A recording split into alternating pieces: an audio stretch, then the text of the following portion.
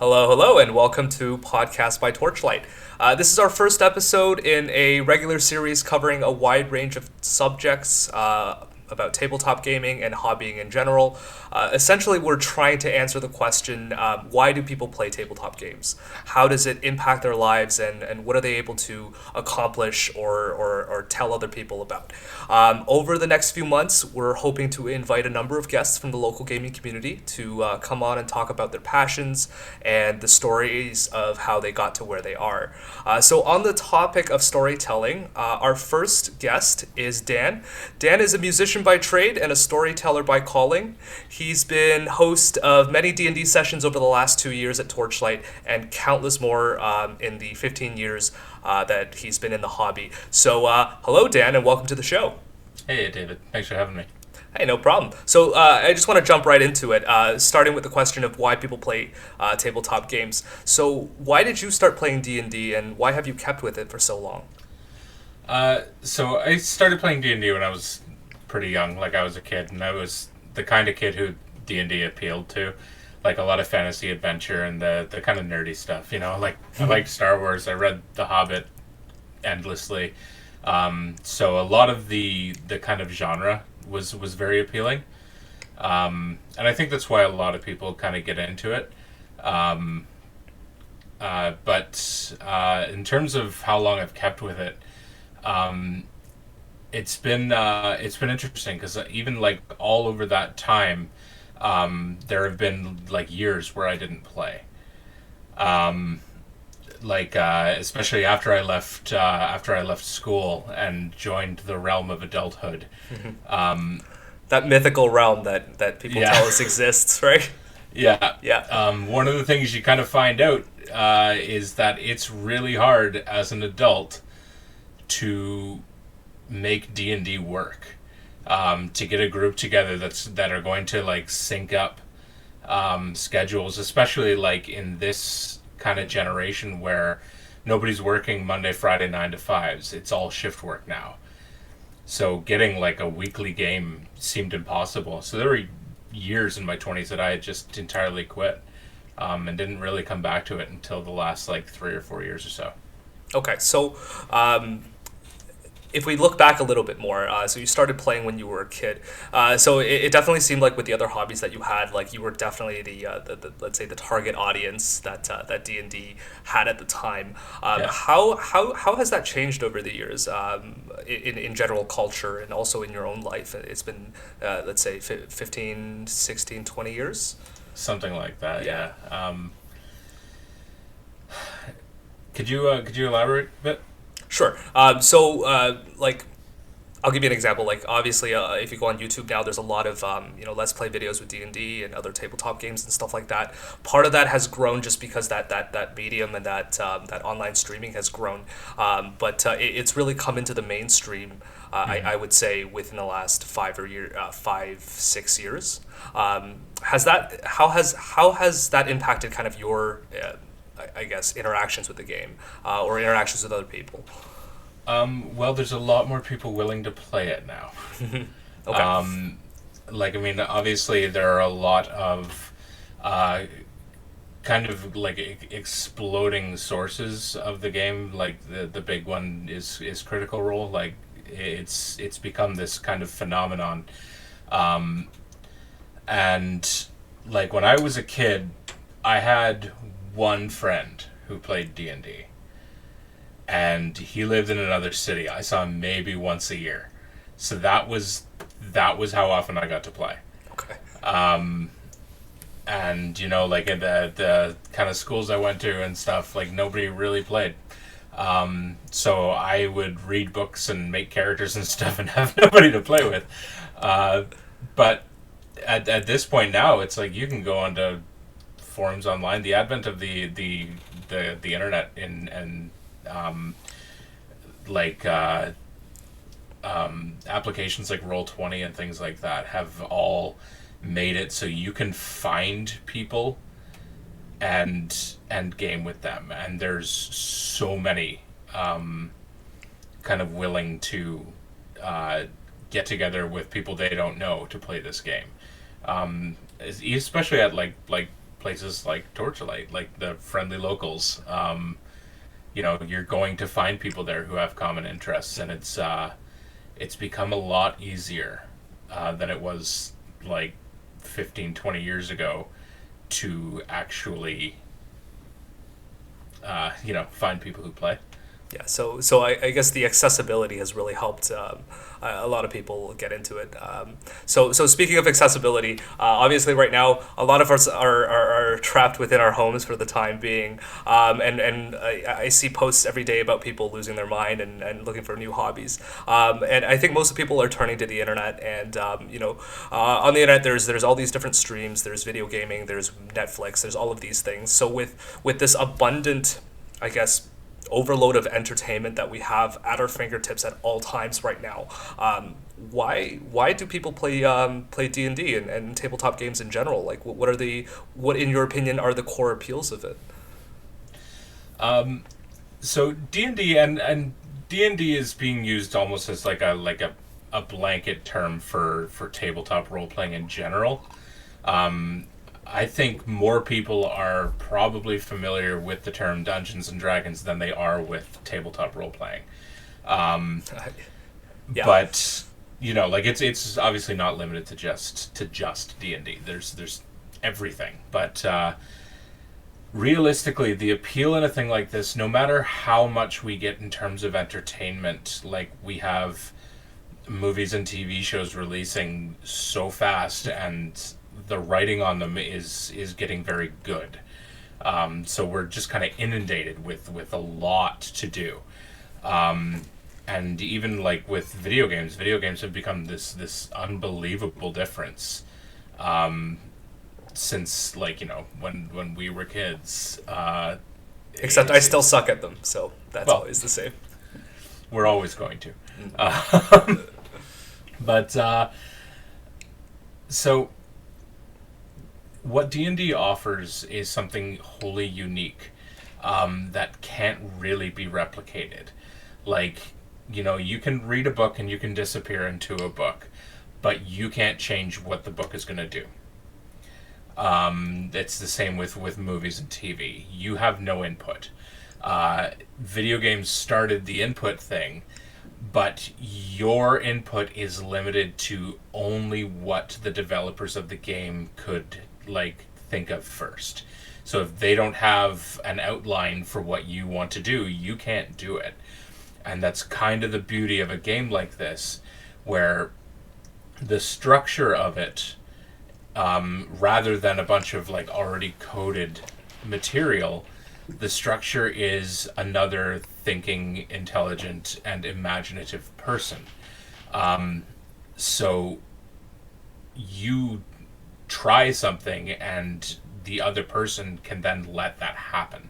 And that's kind of the beauty of it. There's nothing else that we have that even comes close to that kind of interactivity. Okay, so the interactivity is definitely, at least for me, that is something that, why we have Torchlight. That's why we have tabletop games. In my opinion, it's that that physical, tangible connection with other people. I think it's very hard to replicate in any other form of medium. Right? It has to be two-way. So I want to divert into the topic of how this has affected. How D&D and tabletop gaming in general has affected your life in terms of your friendships and other interests and things like that. So how does that tie in? I mean, so it kind of it's like any interest. It will be a part of you. And it's always been this kind of thing that's ebbed and flowed in my life. And so some of my friends are D&D friends, some of them aren't. And that's, that's all right. But I find there's a lot of overlap with it in a lot of the other kind of interests that people can get into.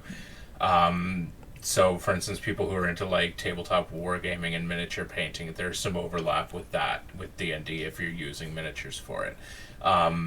It's a great tool for for strengthening writing, strengthening performance, anything in that regard. And I mean, like, I'm a career artist, whatever that really means. But D&D is a great, like, kind of whetstone for those aspects, because it keeps me writing and it keeps me performing in a way that I have to keep off the top of my head. It brings a lot of kind of improvisational skills in that term. So it definitely puts you on the moment. Yeah. When you're running a session, or even before it, right? Because you have to come up with all the all the story beats and all the characters. It's fair to say that there's a lot more that goes into running a game than just showing up for the session, for sure. So having been with the game for so long, what are your personal highlights? What are your personal favorite aspects of the game, or personal times in your life when it's really been a big impact? So I think my favorite thing really about this game is there is an ability in this to either elicit or experience an emotional response to an event that cannot and will not possibly happen in your lifetime. Like, you're able to actually feel yourself in these unbelievable circumstances. And I mean, it's funny that I say that literally while the entire world is under quarantine right now, but you must be getting some new ideas from this. I mean, there's no dragons yet, so it's only April. It's only April. And then Matthew McConaughey is going to show up and kill all the dragons. Oh, wow. Yeah. Wow, we're going... obscure movies, yeah. Yeah, good times. Yeah. But yeah,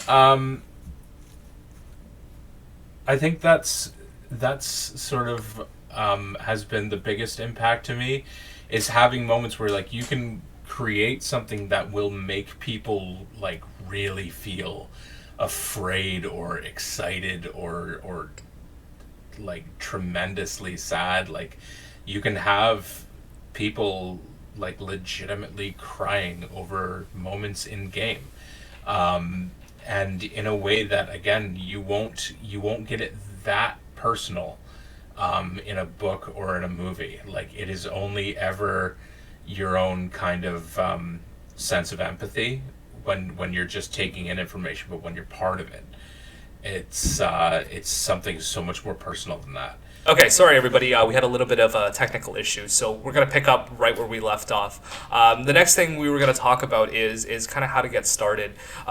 So a little bit about me and my experience with the game. I don't have nearly as much experience as Dan or any other regular player. I've played my first game of D&D, I think when I was in 9th grade, and I had a friend who was playing this kind of stuff, and I didn't know. And he said, like, hey, do you want to come join our gaming group after school? It's like, just come hang out. We got this club room and all this stuff. So I was like, yeah, cool. I gotta, I thought we were gonna go play Halo or something. So, like, that was what gaming meant. So I got there, and there was no TV, and there was no projector, and I'm like, oh, I got conned into this, right? And then people started bringing out, like, all these boxes, and then they had all these models and paper and all this. I'm like, what the hell is going on, right? And then, and I'm like, I'm already here. I told my parents I wasn't coming home, so it's like I might as well see what this is about. So that was my first game of D&D, and like every step of it was like I have no idea what's going on. So what I'm trying to lead into with that rambling story is for people who have very little experience either playing or watching these games. What kind of mindset or expectation should they have going into their first game? Okay, so mindset or expectation. It's funny that you mentioned Halo, actually, but I generally try to tell people, tell them the Morpheus thing, right? Like, free your mind.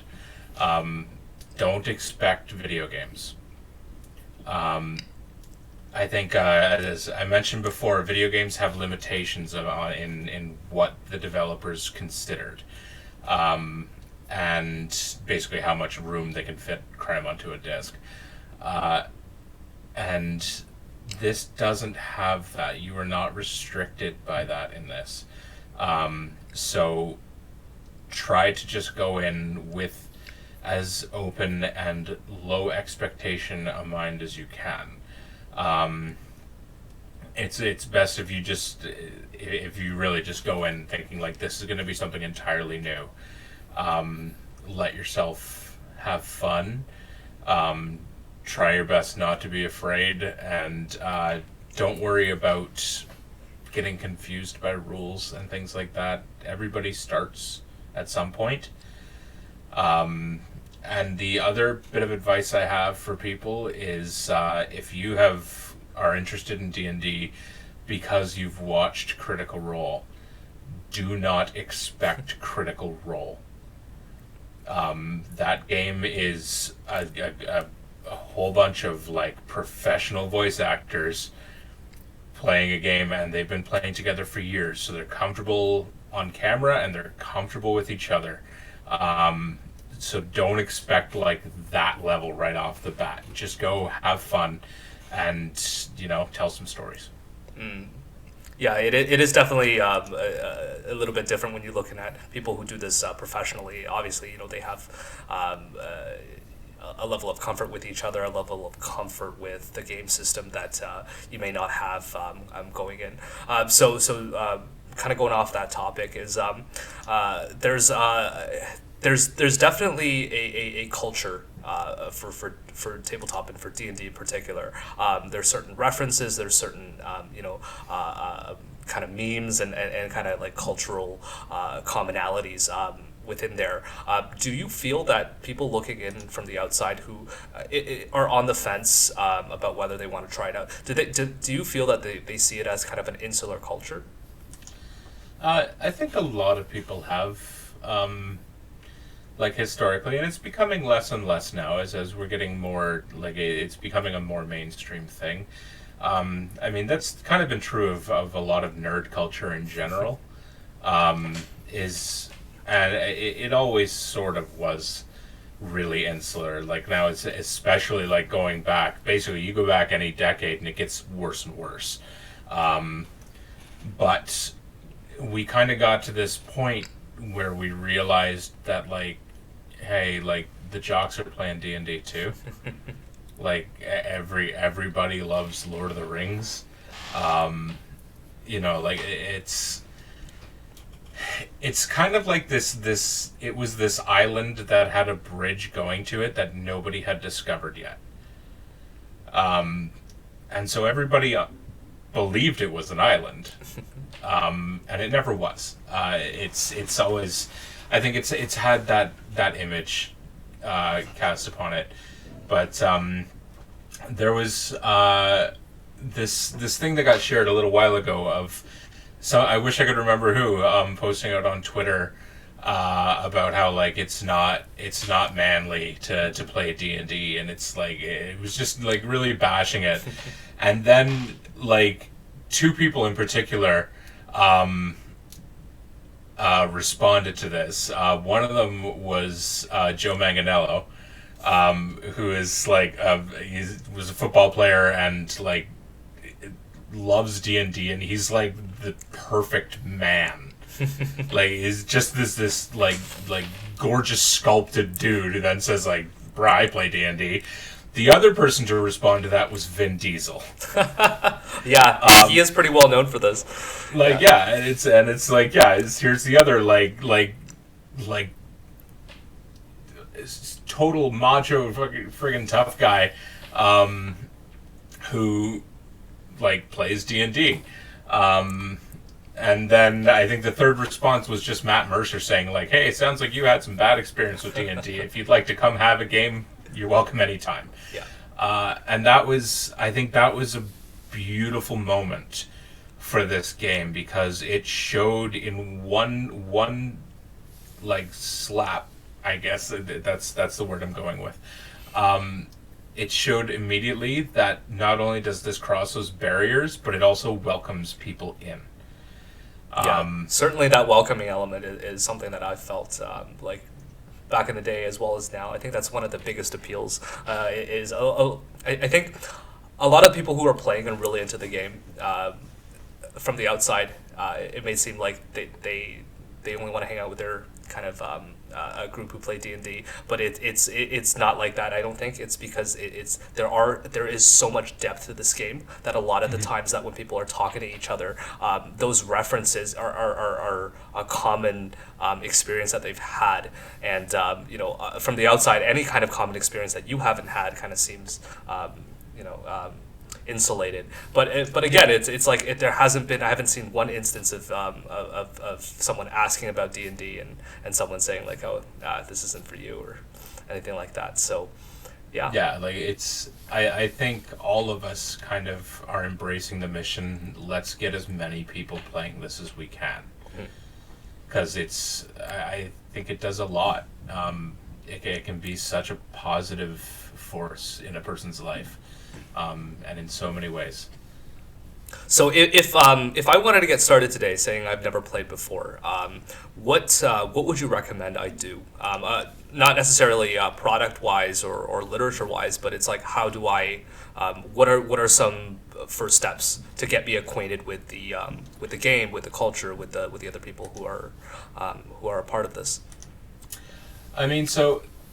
There are a few options, and it really depends on your situation, and it depends on what you're comfortable with. Like, I mean, I try to tell people, get started however you're most comfortable with. If you have a group of people that want to try it out, it's very easy to get some of the base rule books, and get a couple pre-written adventure modules, and just learn the game together.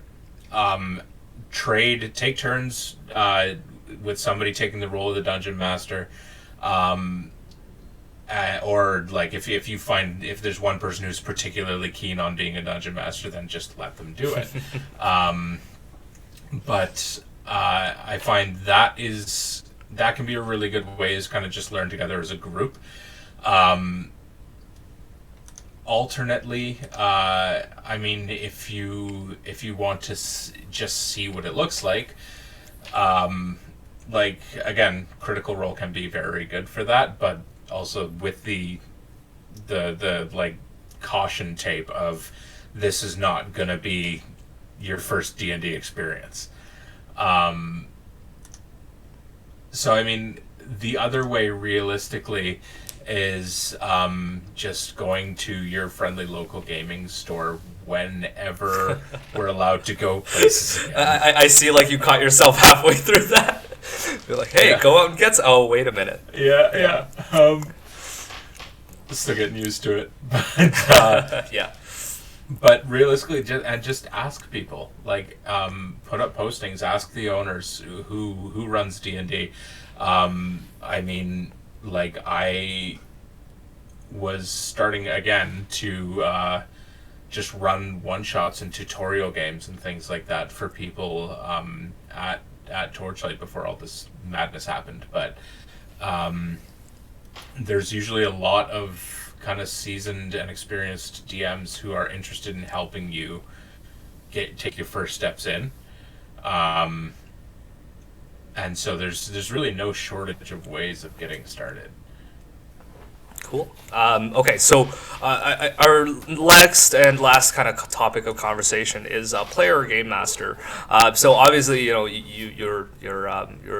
dungeon master DM. That's it's in your name, and you were also a player for the game for a very long time as well.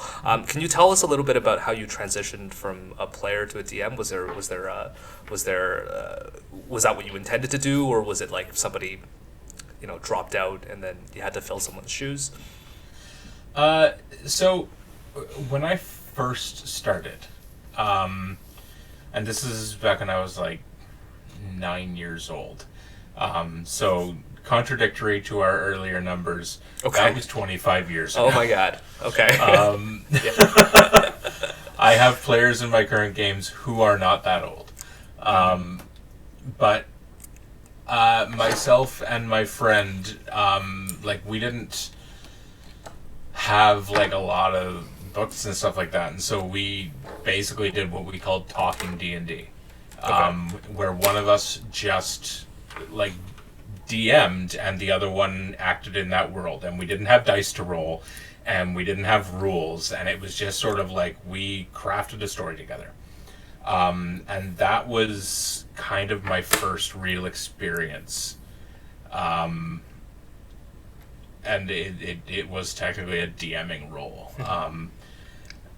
And so like as kind of time went on, when I got into university way later, I started playing much more regularly in games, and had a few GMs in particular. For anybody listening, GM and DM are interchangeable terms.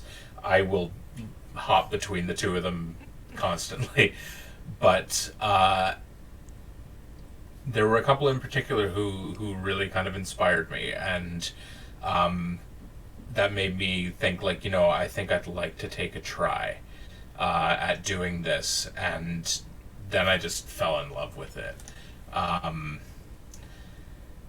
And I mean, realistically, I'm somebody who I like to have a lot of control over situations. I get anxious when I don't, so DMing is good for that. If you're a bit of a control freak, it's amazing for that. You get to control quite a lot, but you will never control the players in front of you. Don't even try. Yeah, been there. Yeah, like, you can't predict what they'll do. Okay.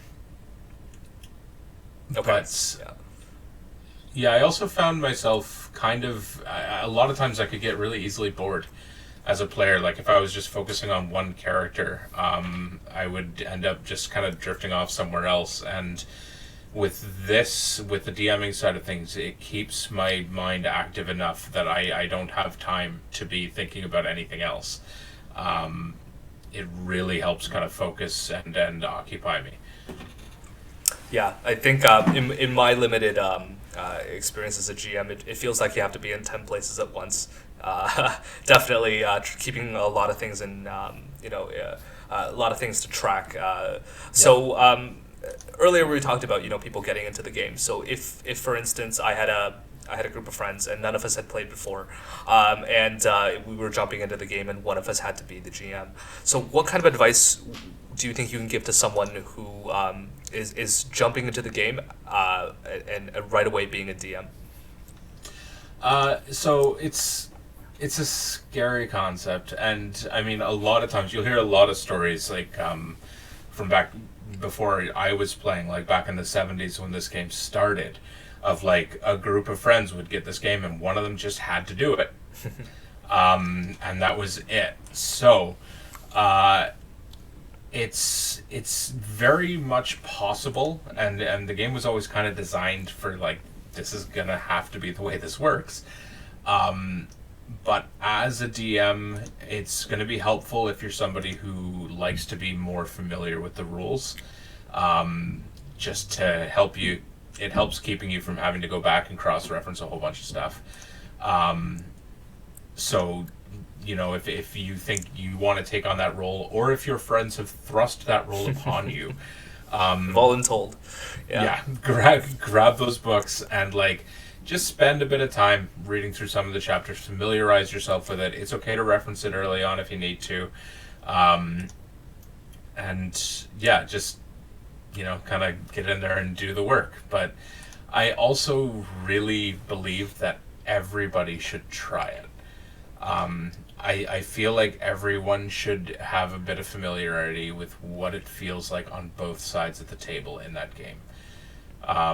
Because there can be a tendency for, like I said before, this can be a very emotional game and it can be very stressful, and there can be a tendency for, like, people to get heated.